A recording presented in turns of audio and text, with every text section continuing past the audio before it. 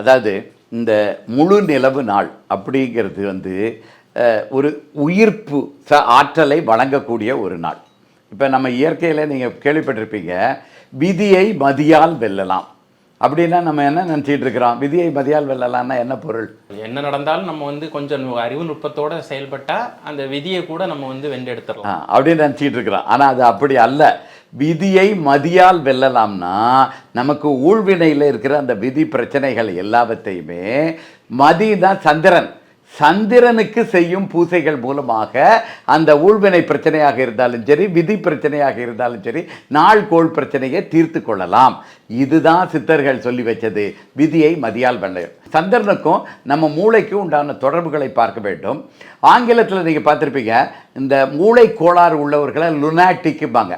அது எந்த வார்த்தையிலேருந்து எடுத்திருக்காங்கன்னா, lunar, Moon. லூனார்னா ஆங்கிலத்தில் நிலவை குடிக்கக்கூடிய ஒரு சொல்.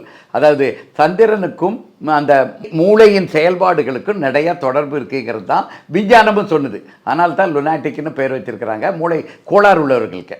இந்த மூளை கோளாறு உள்ளவர்களெல்லாம் பார்த்திங்கன்னா, அந்த மனநல மருத்துவமனையில் பார்த்திங்கன்னா, அமாவாசை பௌர்ணமி நாட்களில் மிக அதிக அளவில் அவங்களுக்கு அந்த பாதிப்பின் தாக்கம் இருக்கும். இதெல்லாம் எதை சொல்லுதுன்னா, உண்மையிலே அறிவியல் பூர்வமாகவும் உலகியல் நடைமுறை பூர்வமாகவும் மூளைக்கும் நம்ம சந்திரனுக்கும் செய்யக்கூடிய நெருங்கிய தொடர்பு இருக்கிறது.